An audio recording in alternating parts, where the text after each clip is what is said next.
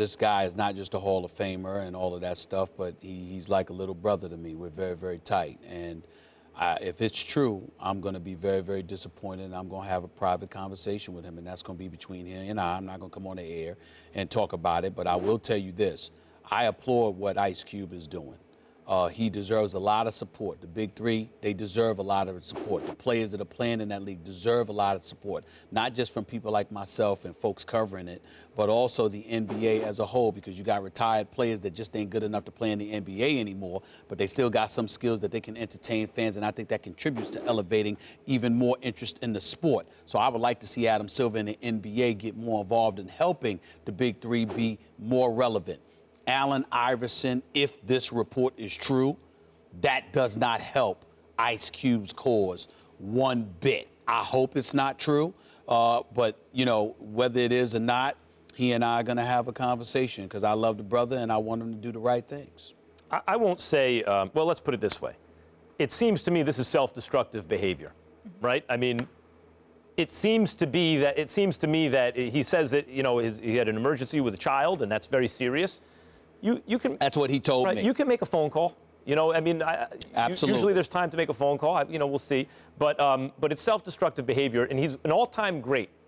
Just like Mickey Mantle was an all-time great Yankee center fielder, or Pernell Whitaker, one of the great champions of all time, was an all-time great. But they also displayed self-destructive behavior, even throughout their careers, that without that behavior, they would have been even greater. And maybe that's the case with Allen Iverson, even as a player.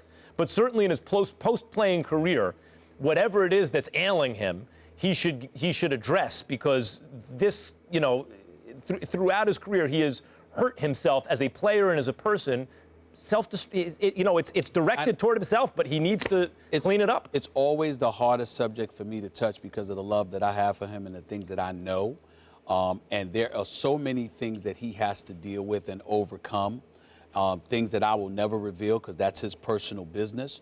But in the end, as Max just said, there's no excuse for you not picking up the phone to call them and to let you know you can't make it if that's what happened. There's no excuse to be in the casino the night before, but you can't show up to the event in Dallas. And the last thing that I will say is this. Do we have any understanding of how box office Allen Iverson is? If this dude put on a suit and showed up to work on time, do you know that Allen Iverson's voice in this business, as a basketball analyst, do you know what kind of noise he could make and how he would resonate with a culture of individuals out there? It would be unreal. So the fact that if he's not seeing all of these opportunities, or he doesn't have a willingness to grasp it to some degree, does concern me. But there's a lot that goes on, and there's a lot that's said about him that is very, very unfair. But he's just got to display. He's got to show the heart in his personal life. That's right. Toward himself and the strength that he showed on the court. He had the most heart on the court, which, as 6'1", was able to be an all-time great, and he has not shown that. Recently in his years later, after retiring and being inducted into the Hall of Fame, Allen Iverson doesn't show up, and you got pundits on TV saying, "Are we really surprised?" And the fact of the matter is, they're not wrong for saying that. So it's a conversation that needs to be had.